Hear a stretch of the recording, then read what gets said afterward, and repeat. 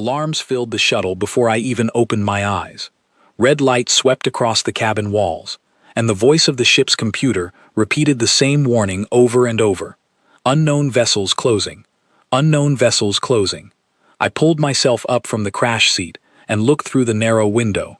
3 sleek fighters, each shaped like a curved blade, had taken position around my shuttle. They were not firing, not yet, but they were close enough that I could see the faint blue glow of their weapon ports, waiting, ready. "Ethan, tell me this is a welcome party," I said, trying to keep my voice steady. Ethan Cole sat in the pilot chair, hands moving fast over the controls. Sweat had already formed on his forehead, even though the cabin was cold enough to see your breath. "It's an escort," he said. "At least that's what their signal claims, though I've never heard of an escort that keeps its weapons hot." I strapped myself into the seat behind him and stared at the display. A single line of text appeared on the screen, translated automatically by our onboard system. "You are entering council space. Deviation from your assigned path will be considered a hostile act." I read it twice. Then I laughed, quietly, without much humor in it. "They're nervous," I said. Ethan glanced at me. "Nervous? Claire, there are 3 warships wrapped around our shuttle like a fist." "Exactly," I said. "You don't send 3 warships to escort someone you're not afraid of." He didn't answer that. He didn't need to. We both knew why I was here, and we both knew what was waiting for us at the end of this flight.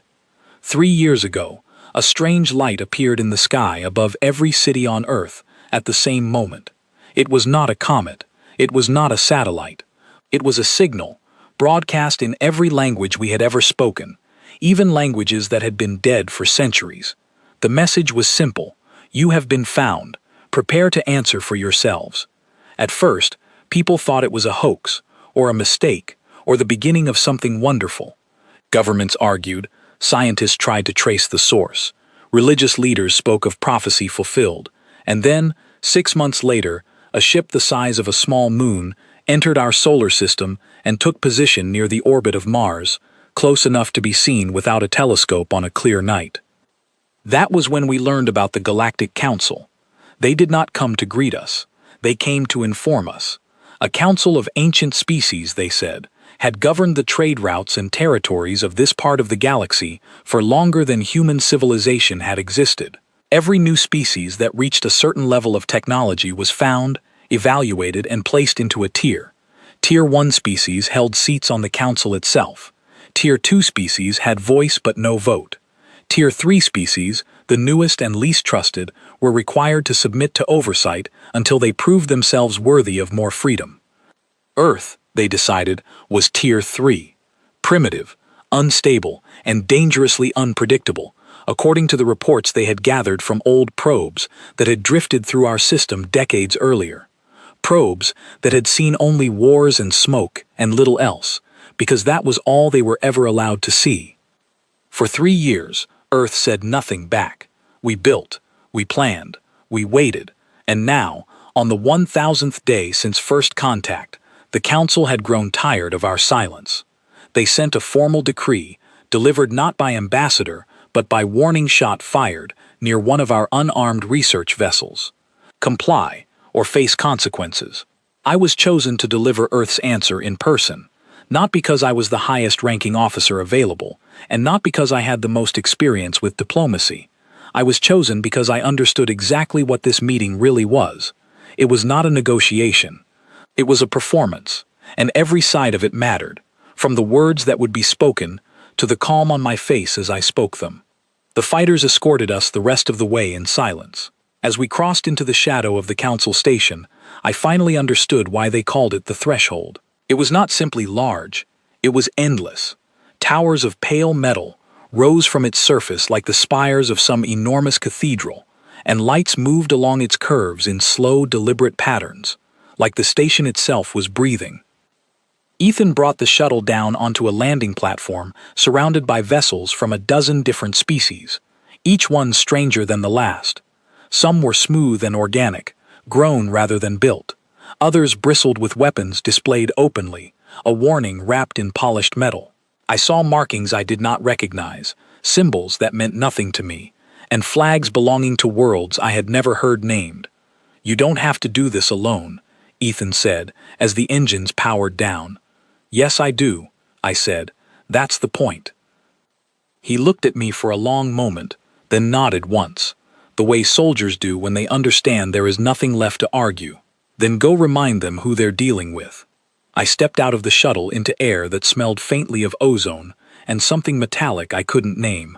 Gravity here felt slightly heavier than home, just enough to notice, just enough to make every step a small effort. Cameras hovered above the platform, small silver spheres that turned to follow my movement. I understood immediately that this arrival was being watched by every species with a seat, a voice, or even a passing interest in the Council's business. A tall figure approached from the terminal ahead, its skin a pale blue-gray, its posture perfectly straight, its expression unreadable in a way that felt intentional. It wore robes marked with symbols I recognized from the decree Earth had received, the same symbols that had accompanied every warning sent to our system. "You are the representative of the species designated Earth," it said. Its voice came through a small device at its collar, flat and without emotion. "I am," I said. "My name is Claire Dawson. You were expected to arrive with an escort of advisors. Records show that most Tier 3 species send a delegation of no fewer than 5 when responding to a formal summons. Earth only needed to send 1, I said. Something flickered behind its eyes, so brief I almost missed it. Surprise, maybe. Or the beginning of doubt. It said nothing further, only turned and gestured for me to follow. We walked through corridors built for beings far larger than myself, ceilings stretching so high they disappeared into shadow, walls lined with screens displaying data in languages that shifted and rearranged themselves as we passed. Every so often, I caught sight of other beings watching from side passages, pausing their own business to observe the human who had come alone. I kept my pace even. I kept my face calm. Inside, my heart was pounding hard enough that I could feel it in my throat, but none of that reached the surface. I had trained for this moment longer than I cared to admit, not just in tactics or law, but in the simple, difficult discipline of showing nothing you didn't choose to show. We passed through a final set of doors, taller than any building I had stood beside back home, and stepped into an antechamber lit by a soft golden light that seemed to come from nowhere in particular. The blue-gray figure stopped and turned to face me fully for the first time. "Do you understand what is about to happen inside that chamber?" it asked. "I understand what you intend to happen," I said. "I'm less certain that's the same thing." Its collar device translated the words evenly, but I saw something shift again in its posture, a slight tension that had not been there before. "The Council has never had a Tier 3 species respond to a summons in this manner," it said. "Alone, without request for terms, without apology." "Earth isn't here to apologize," I said. "We're here to answer." For a moment, neither of us spoke. Somewhere beyond the golden light, I could hear the low hum of a vast chamber filling with voices. Hundreds of them, species from across a galaxy none of us had ever properly seen, all gathering to witness whatever was about to happen to the newest, smallest, least significant world they had ever bothered to notice. I thought of Ethan, waiting back on the platform, watching feeds he wasn't supposed to have access to, ready to send word home the moment anything went wrong. I thought of the years spent preparing for exactly this walk, the meetings that lasted through the night, the arguments about tone and timing, and how much truth to reveal, and how much to hold in reserve. I thought of every person on Earth who did not know my name, who would never know I had been the one standing here, but who was trusting, without even realizing it, that whoever walked through those doors would not fail them. The doors began to open, slow and silent, revealing a light far brighter than the one I stood in now. "They are ready for you," the figure said. I straightened my shoulders, kept my breathing even, and walked forward without hesitation, because hesitation was the one thing I could not afford to show. Behind me, the antechamber doors closed with a sound like a held breath finally released, and ahead of me, for the first time in human history, one of us stood before the full assembly of the Galactic Council, utterly alone and entirely unafraid. The chamber opened before me like the inside of some enormous shell, curved walls rising higher than I could measure, lined with tier after tier of seats occupied by beings from more worlds than I had names for. Some were small and quick, clustered together in groups that moved as one. Others sat alone, massive and still, watching me with eyes that did not blink. A low murmur ran through the chamber as I stepped inside, a sound made of 100 different languages overlapping, all of them, I suspected, discussing the same thing. Me. At the center of the chamber stood a raised platform, and upon it, a single seat, occupied by a figure taller than the one who had guided me here, its robes heavier, marked with more symbols, its bearing suggesting someone used to being obeyed without question. This, I understood immediately, was the one who would speak for the council. I walked to the center of the floor and stopped, exactly the distance I had rehearsed, close enough to show respect, far enough to show I had not come to kneel. The murmur died into silence. The figure on the platform rose, its voice, when it came, carried through the chamber without any visible effort, amplified by some system built into the platform itself. "Representative of Earth," it said, "I am Speaker Voru, chosen to address the Council on matters concerning newly discovered species. You stand before this body today to answer for violations recorded against your world since the date of first contact." "I'm listening," I said. A ripple moved through the surrounding seats, the sound of many beings shifting at once. I understood why. Apparently listening was not the expected response. Speaker Voru continued, unbothered, or pretending to be. "Your world has failed to comply with the terms outlined in the Tier 3 Provisional Agreement. 3 violations have been recorded. First, unauthorized expansion beyond your home system, including activity detected near what your species calls the outer planets, without Council permission. Second, continued development of weapons technology exceeding levels appropriate for a species of your classification.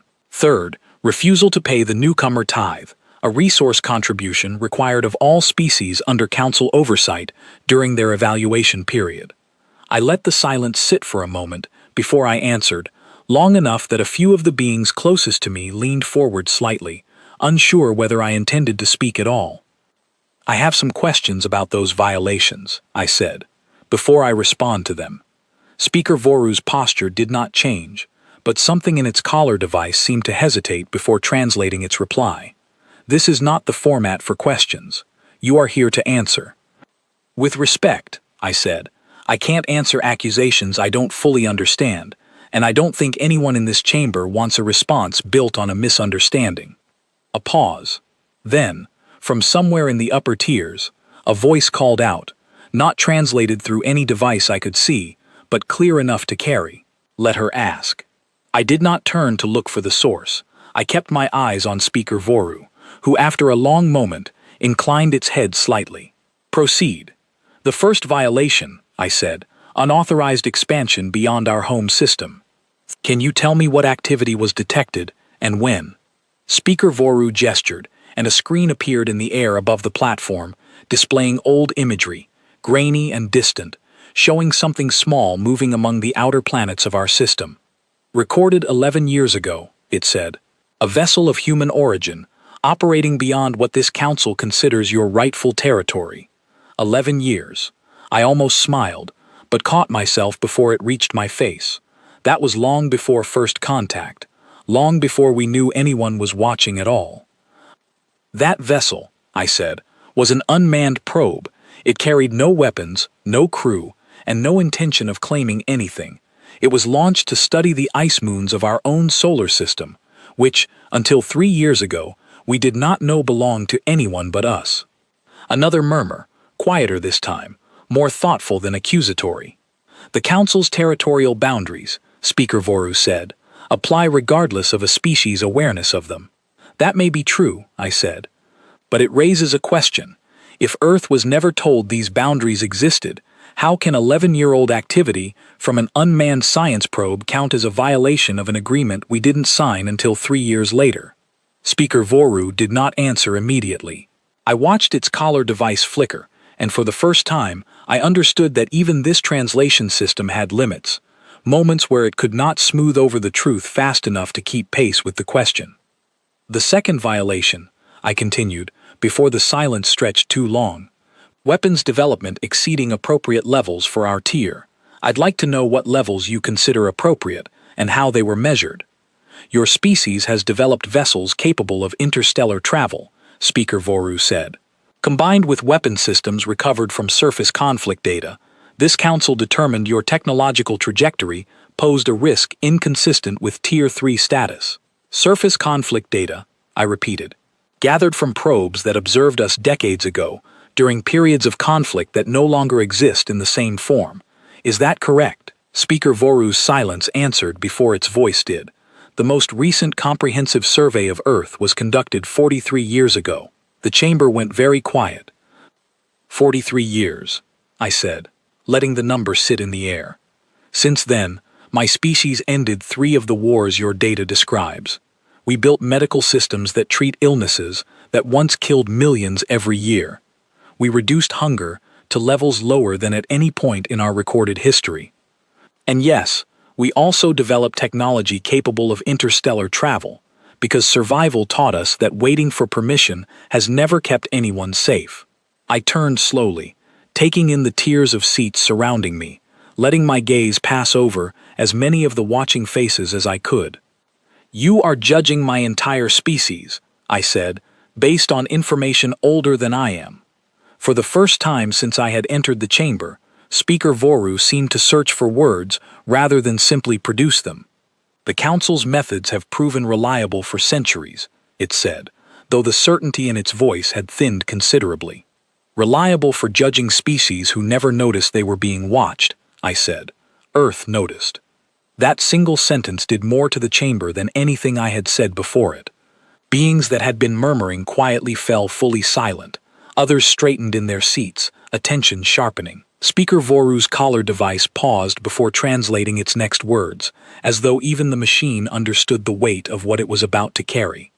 Explain, it said. The third violation, I said, choosing not to explain yet, not until I was ready. Refusal to pay the newcomer tithe. I'd like to understand exactly what this tithe requires. A different voice answered this time, coming from a seated figure near the base of the platform, its shape low and wide, its voice deep and slow. The tithe requires a percentage of resources extracted from a species' home system, contributed to council reserves during the evaluation period. Rare minerals, energy stores, and in some cases, technological samples. And how is that percentage determined? By assessment of the species' total resource output, calculated from available data. Available data, I said. That is, once again, decades old. No one answered that. No one needed to. Here is what I don't understand, I said, letting my voice carry without raising it, because I had learned long ago that quiet words traveled further in a silent room than shouted ones ever could. You've built an entire system of judgment around information you gathered without our knowledge, using methods we never agreed to, applied to a species you last studied before I was born. And when we failed to comply with rules we were never properly told, you called it a violation, rather than a misunderstanding. Speaker Voru's collar device flickered again, longer this time. The Council's authority is not something a Tier 3 species is permitted to question. I'm not questioning your authority, I said. I'm questioning your information. Those are very different things. A low sound moved through parts of the chamber, something that might have been approval, might have been discomfort, might have been both at once, depending on the species making it. I did not have time to sort out which was which, because Speaker Voru had straightened fully now, its patience visibly thinning. You were summoned here to accept terms, it said, not to interrogate this council's methods. With respect, I said, I was summoned here to answer for violations, and I have answered them. Each one is built on outdated information, misunderstanding, or assumptions never confirmed.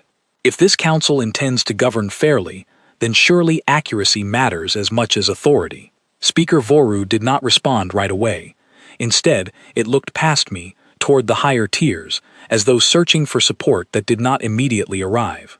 Several seats remained silent, their occupants watching with an intensity that suggested this exchange was not going the way any of them had expected. You claim our information is flawed, Speaker Voru said finally, then perhaps you would care to correct it. Tell this council what it does not know about your world. I felt the weight of that invitation settle over me, heavier than anything that had come before it, because I understood exactly what it meant. This was the moment. Not an accusation to answer, not a question to deflect, but an open door, offered either out of genuine curiosity or out of a desire to trap me into revealing something I should not. Either way, it did not matter. I had not come here to defend Earth against outdated data. I had come here to tell them the truth. Then let me tell you what actually happened. I said, over these past 3 years, while your council assumed our silence meant confusion, or fear, or weakness. I let the pause stretch just long enough for every eye in that chamber to fix fully on me. Earth was never confused, I said. We were listening, and we were preparing. 3 years ago, I said, your light appeared over every city on our planet. You told us we had been found, and that we should prepare to answer for ourselves. What you did not know, what none of you have ever known, is that Earth had already been preparing for something like this for far longer than 3 years. I let that land before continuing. Decades before your probes ever reached our system, our own scientists had already begun searching the sky, wondering if we were alone. When we finally found the first true signs that we were not, quietly, carefully, long before your light appeared, we made a decision. We would not announce what we found. We would not reach out. We would watch, and we would learn, and we would prepare, because history had already taught us what happens to a people who reveal themselves to something stronger before they understand what that strength might cost them.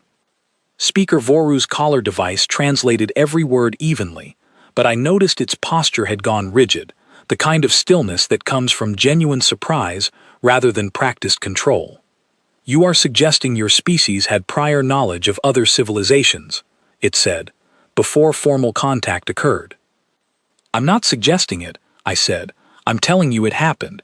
We detected fragments of communication passing near our system for years before your arrival.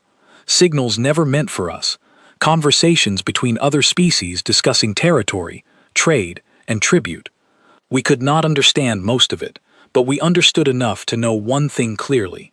Every species that had been found by your council before us had eventually been folded into a system where their resources flowed outward and very little flowed back. A voice rose from somewhere in the tiers, sharp and immediate. That is an unproven accusation. I turned toward the sound and found a narrow, sharp-featured being leaning forward in its seat, clearly agitated. It's an observation, I said calmly, based on records your own council keeps. Records that were never meant for outside eyes, but which are not nearly as protected as you might believe. The chamber stirred again, louder this time, several voices overlapping at once. Speaker Voru raised a hand, and the noise settled, though the tension remained thick enough to feel.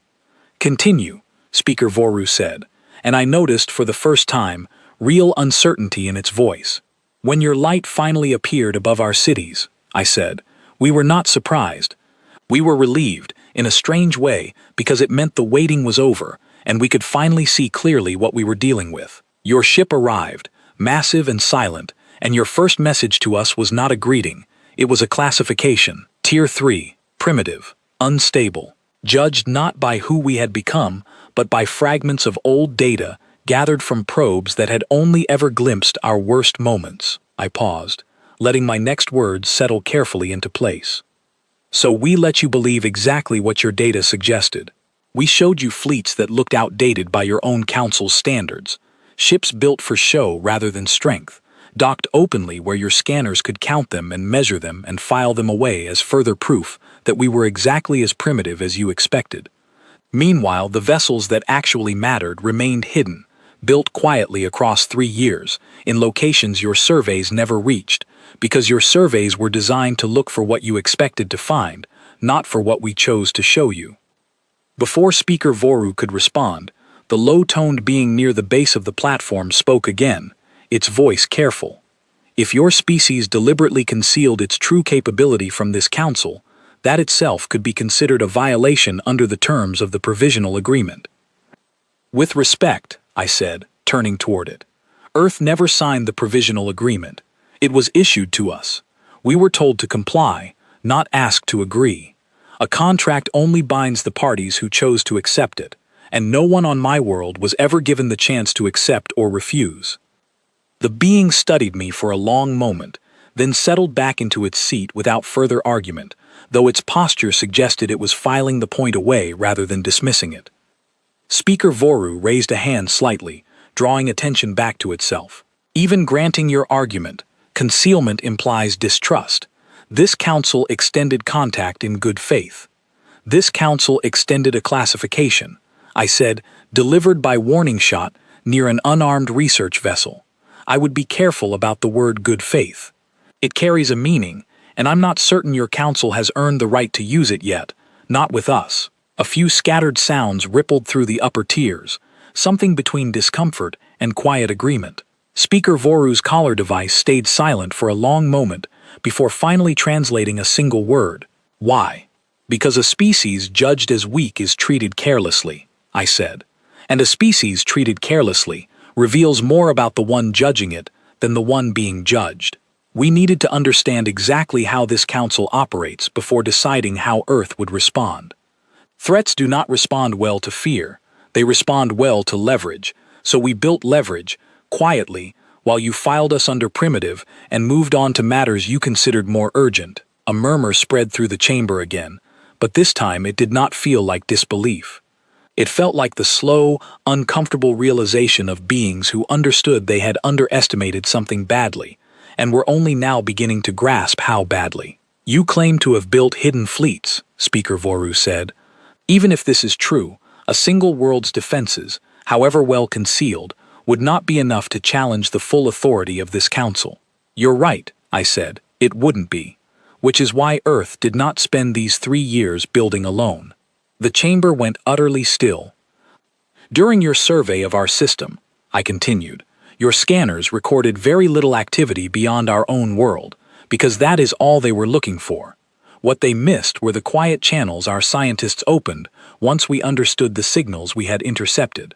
We did not reach out to the council. We reached out to the species your council governs. I watched several beings in the lower tiers shift uncomfortably in their seats, and I understood, in that moment, that some of them already knew exactly what I was about to say. There are worlds under your authority, I said, who have paid the newcomer tithe for generations, long past the evaluation period your own rules describe as temporary. There are species who have requested reclassification for decades, only to be told their petitions remain under review, indefinitely. There are civilizations who have watched their most valuable resources shipped outward, year after year, in exchange for protection they never asked for and rarely receive. These are matters of council record, Speaker Voru said, its voice tightening. Internal governance, not subjects for outside interference. They were internal, I said, until 3 of those species reached out to us instead, quietly, carefully, the same way we had once watched your council from a distance. They did not come to Earth because we were strong. They came because we were new, unclassified in their eyes, unbound by decades of council debt and council promises that were never kept. They came because a species willing to hide its own strength for 3 years, simply to understand a system before challenging it, seemed like a species worth speaking to honestly. The chamber had gone from murmuring to something closer to stunned silence, broken only by the low hum of the station itself and the faint shifting of beings trying to process what they were hearing. One of those species calls itself the ThemHFY, I said. You will find them recorded in your own archives as a Tier 2 species, quiet, compliant, and considered a model example of successful integration under this council's guidance. What your archives do not record is that the ThemHFY have petitioned for reclassification 11 times in the past 60 years, and 11 times those petitions were delayed, misplaced, or returned unanswered. When their envoy first reached out to us, she did not ask for weapons, or protection, or intervention. She asked only whether Earth intended to remain silent the way her own people had been taught silence was the safest path. I told her the truth. Earth had remained silent because we were still learning how loudly to speak, not because we had accepted that silence was our only option.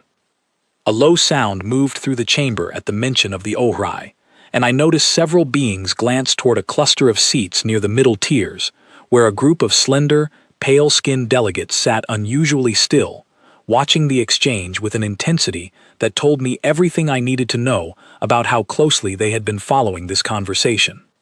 There are two other species, I continued, whose names I will not offer today, out of respect for the risk they took in reaching out to us before knowing whether Earth could be trusted with that information. What I can tell you is that their concerns were not unique. Each one described a version of the same experience. Years of contribution without corresponding voice. Petitions delayed past any reasonable measure of patience. A council quick to classify and slow to reconsider. I want to be very clear about what I am and what I am not telling you today, I said, turning slowly so that my words reached every tier of the chamber. Earth is not here to declare war on this council. We are not here to demand a seat we have not earned, or to pretend 3 years of preparation makes us equal to civilizations that have existed for millennia. That would be exactly the kind of arrogance your own data once accused us of, and I have no interest in proving that data right. I let the pause hold for a long moment. What Earth is here to say is this. We will not accept classification built on outdated fear. We will not pay tribute calculated from decades-old assumptions. And we will not stand quietly while other species under your authority continue reaching out to us, one by one, looking for an alternative to a system that has stopped serving the very civilizations it claims to protect. Speaker Voru's collar device seemed almost reluctant to translate the words that followed, as though even the machine understood their weight. You are suggesting Earth intends to challenge the structure of this council itself. I'm suggesting Earth intends to offer this council a choice, I said.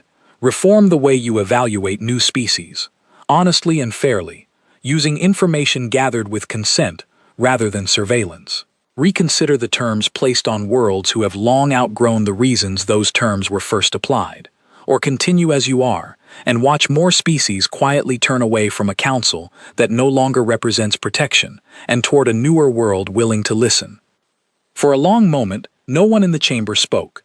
Even Speaker Voru, who had entered this meeting expecting submission or defiance, something familiar, something the council's long history had prepared it to handle, seemed unable to find an immediate response to something it had clearly never anticipated. Finally, a new voice broke the silence, calm and measured, coming from a seat near the very top of the chamber, a being I had not noticed before, its presence somehow commanding attention without any visible effort. If what you claim is true, the voice said, then this council faces a choice it has not faced in longer than most species in this chamber have existed. I turned toward the voice, meeting eyes I could not fully read, belonging to a face shaped by evolution entirely unlike my own. And what choice is that? I asked. Whether the authority we have claimed for so long, the voice said, was ever truly ours to claim, or whether it simply went unquestioned long enough that we mistook silence for agreement. I felt something shift in the room then, subtle but unmistakable, the feeling of a foundation cracking somewhere out of sight, invisible yet, but no longer stable. Speaker Voru rose fully from its seat, and for the first time since I had entered the chamber, its voice carried something other than practiced calm. This session requires immediate recess, it said. The council must deliberate. Before you do, I said, and something in my tone made even the restless chamber fall quiet again. There is one more thing Earth needs this council to understand. Speaker Voru turned back toward me, wary now in a way it had not been before. What we have told you today, I said, was already set in motion the moment I stepped off that shuttle. This meeting was never going to determine whether Earth's message reached the rest of this galaxy. It was only going to determine how this council chose to respond once it did.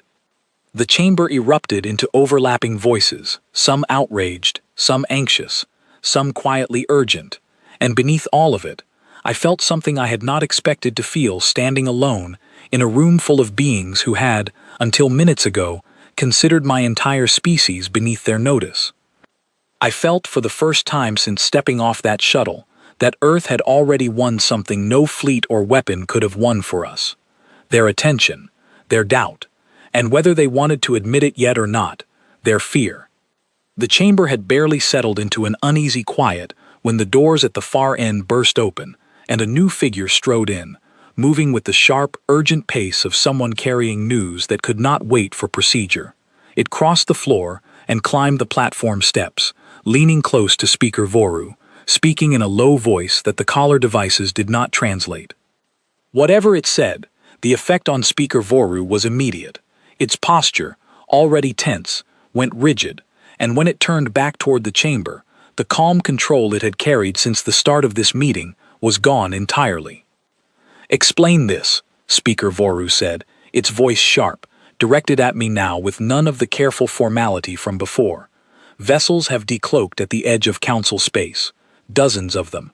Signatures matching no registered species in our records." I felt my pulse quicken, but I kept my face still. This was the part I had trained for longest, the part where nothing could be allowed to show. "I told you," I said, "that Earth's message was already set in motion before I stepped off that shuttle." "You claim these vessels are yours," Speaker Voru said. "I claim nothing," I said. "I'm simply not surprised." A low, uneasy murmur spread through the chamber, rising quickly into something closer to alarm. Several of the seated beings stood, some reaching for devices at their wrists or collars, clearly attempting to access information the rest of us could not see. "This is an act of provocation," the sharp-featured being from earlier called out, rising fully from its seat now. "An armed presence at the edge of council territory during an active session cannot be tolerated." "With respect," I said, raising my voice just enough to be heard over the growing noise, "those vessels have not moved toward council space. They have not powered weapons. They have simply appeared, exactly where your own scanners could find them, exactly the way Earth's outdated fleets were once positioned for you to count and dismiss." Speaker Voru's collar device translated the words, but its eyes, sharp and unreadable, stayed fixed on me. "You are saying this is a demonstration." "I'm saying Earth does not make idle threats," I said. "And I'm saying that if this council chooses to treat a demonstration of restraint as an act of provocation, it will only prove exactly the point I came here to make." The tension in the chamber had shifted into something closer to genuine fear now, and I understood, watching it spread from seat to seat, that fear was not something I had wanted to create. It was simply the unavoidable result of a system built on assumed authority, meeting something it had never planned for, something that refused to kneel and refused to strike, standing instead exactly at the edge of both.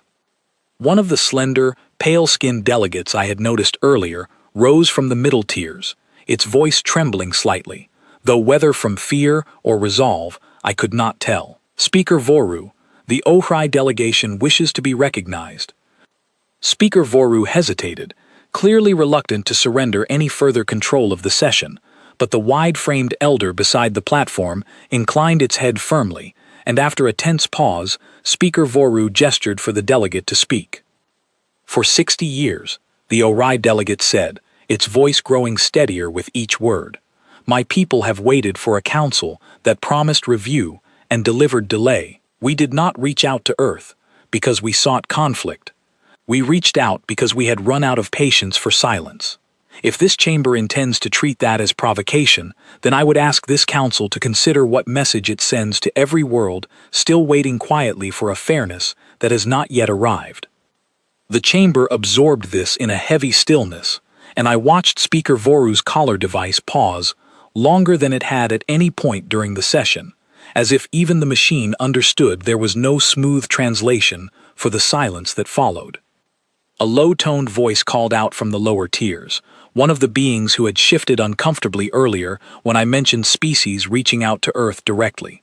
"Speaker Voru, before this session moves toward conflict, I request the floor."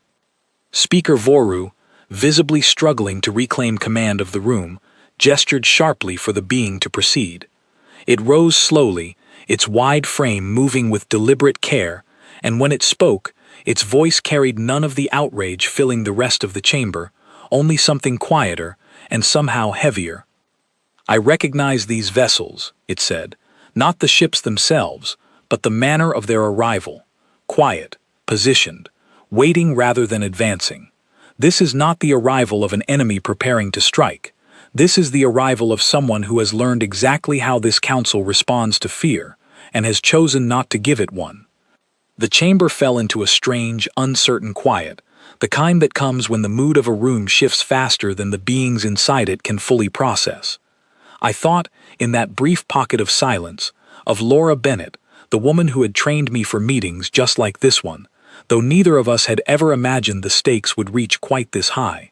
She had told me once, during a long night of preparation years before any of this began, that the hardest part of representing someone else was remembering that the fear in the room was never really about you, it was about what you represented, and the moment you let that fear control your voice, you stopped representing anything at all.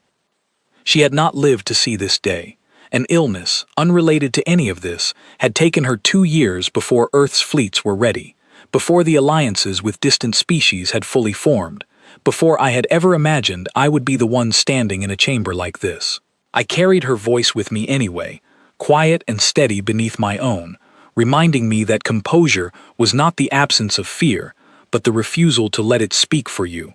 "Speaker Voru," I said, my voice steady, despite everything churning beneath it. "Earth has no interest in conflict with this council. If we wanted conflict, those vessels would not have decloaked at the edge of your territory. They would already be here. What Earth wants is exactly what I told you before this recess was called. A fair evaluation, an end to outdated assumptions, and an acknowledgement that authority claimed through fear alone cannot be called authority for very much longer." Speaker Voru did not answer immediately. Its gaze moved slowly across the chamber, taking in the standing figures, the anxious murmurs, the sharp-featured being still glaring toward me with open hostility, and the wide-framed elder who had just spoken words that clearly still hung in the air. "You understand," Speaker Voru said finally, "that this council cannot simply accept a demand delivered alongside an armed presence, regardless of intent." "It's not a demand," I said. "It's an invitation. This council can choose to meet Earth and the species who have already reached out to us as equals, working towards something better than what currently exists. Or this council can choose to treat every future contact the way it treated Earth, judging first and understanding never, and watch as more worlds quietly decide there is a better path forward than waiting for permission that rarely comes. And if this council refuses both," the sharp-featured being said, its voice cutting through the murmurs, "what then? What does Earth intend to do?" I turned toward it fully, and for the first time since entering this chamber, I let a small measure of something harder show through the calm I had carried since stepping off that shuttle. "Then Earth does nothing," I said. "We withdraw those vessels, we return to our own system, and we continue exactly as we have for the last 3 years, quietly, patiently, building relationships with species who no longer wish to wait for a council too slow to change. And in time, this council will find its authority is not being challenged at all. It will simply be becoming irrelevant, one quiet conversation at a time, until the day arrives when the decisions that matter most in this part of the galaxy are no longer being made in this chamber." Fakils. The silence that followed was different from every silence that had come before it in that room. It was not stunned, or outraged, or uncertain.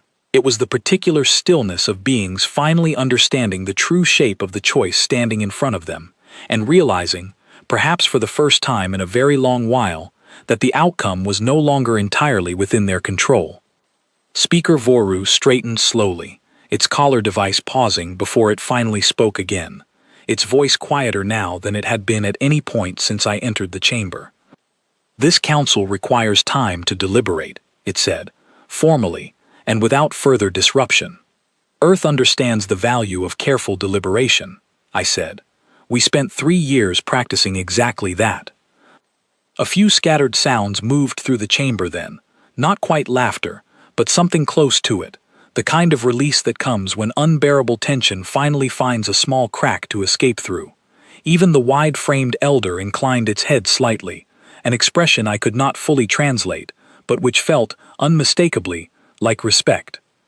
Speaker Voru gestured toward the guards waiting near the chamber doors, and for one sharp, uncertain moment, I wondered whether this entire display of calm had been enough, or whether I was about to learn exactly how fragile a council's patience could be when its authority had just been questioned in front of every species it claimed to govern.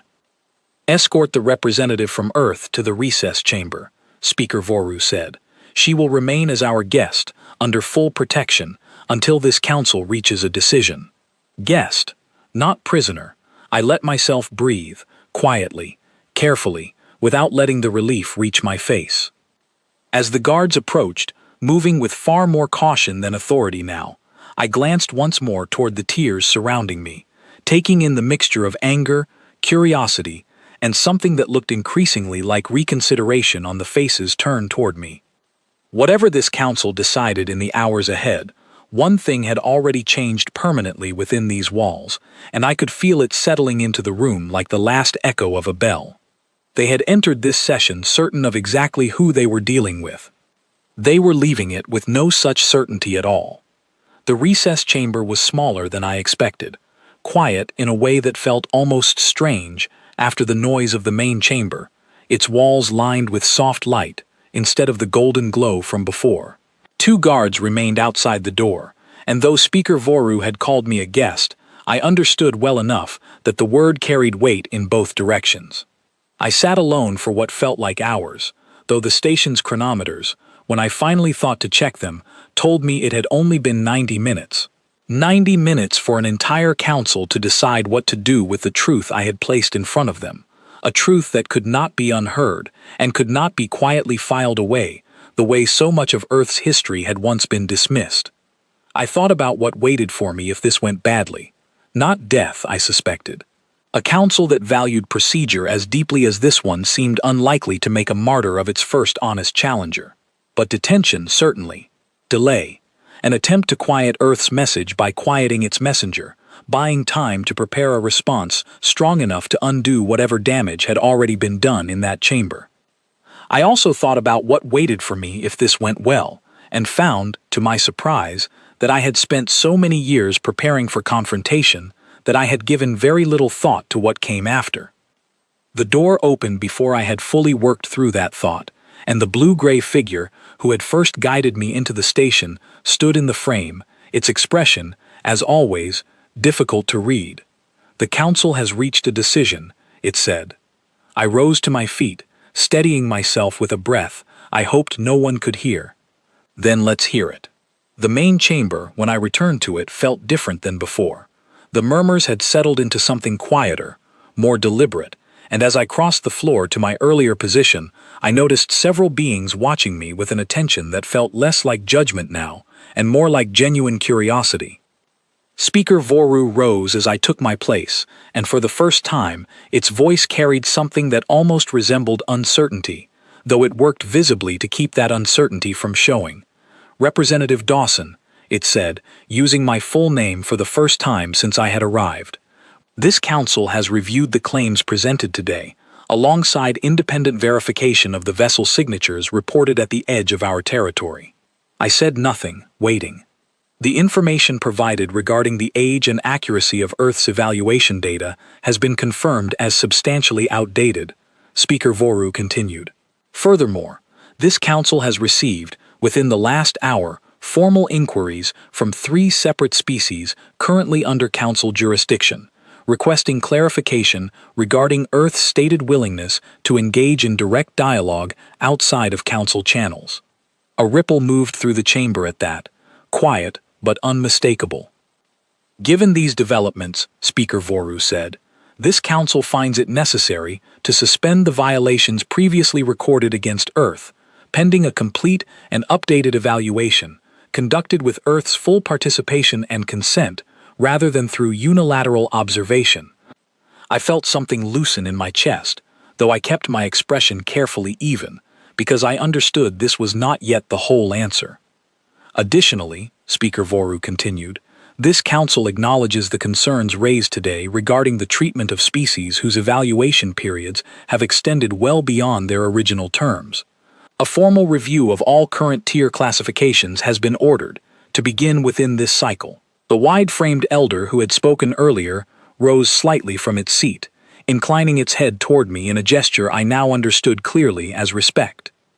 "This review," Speaker Voru said, its voice steadying now into something closer to its earlier formality, though the arrogance that had colored it before was noticeably absent.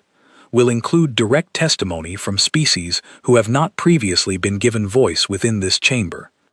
I let a long moment pass before responding, partly to let the weight of the decision settle properly into the room, and partly because I needed that moment myself, to be certain my voice would carry the right measure of calm rather than the relief threatening to break through it.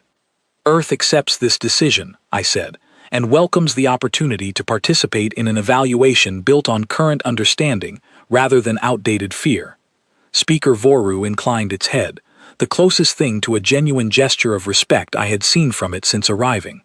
Then let it be recorded that Earth's response to this council's summons was received and answered without conflict. Without conflict, I agreed, but not without change. A quiet stir moved through the chamber at that, something that felt, unmistakably, like the sound of beings recalculating exactly how the